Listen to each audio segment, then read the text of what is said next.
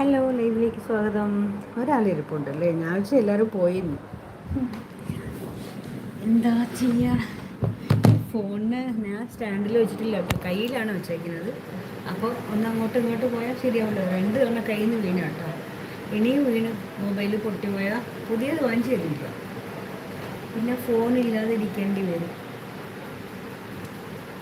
ഞാൻ കയ്യിൽ നിന്ന് എപ്പോഴും തറയിടുന്നുണ്ട്. അവരെന്ത് ചെയ്ത് കവർ വാങ്ങിച്ചിട്ട് തന്നിട്ടുണ്ട്. ഫോൺ കവറ് ഞാൻ അമ്മ പറയും ഫോൺ കവർ ഇല്ലാത്തതുകൊണ്ട് ചരിപ്പോയി എന്ന് പറയും. അതുകൊണ്ട് ഫോൺ കവർ ഇട്ട് തന്നു. എന്നിട്ടും കയ്യിൽ നിന്ന് വീഴാറുണ്ട്. തല കുത്തിയാണ് വീഴുന്നത് കേട്ടോ മൊബൈല്.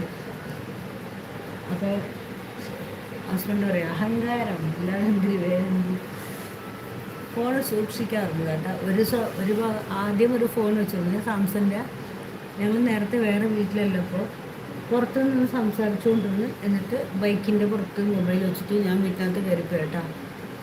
അന്ന് നല്ല എന്ന് വെച്ചാൽ മഴ പെയ്തപ്പോൾ എന്ത് ചെയ്ത് ഈ ഫോണ് നമ്മളെ ബൈക്കിൻ്റെ പുറത്ത് ഇരിക്കില്ലേ, മാവിൻ്റെ ചോട്ടിലാണ് വെച്ചിരുന്നത്.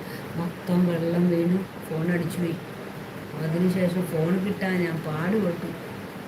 അപ്പോൾ പറഞ്ഞ് എനിക്ക് ഫോണൊക്കെ സൂക്ഷിക്കാറുകൂടാ എന്ന് പറഞ്ഞ് കുറേ നാൾ ഫോണില്ലായിരുന്നു. അതിനുശേഷം കിട്ടിയ ഫോണാണ് ഇത്.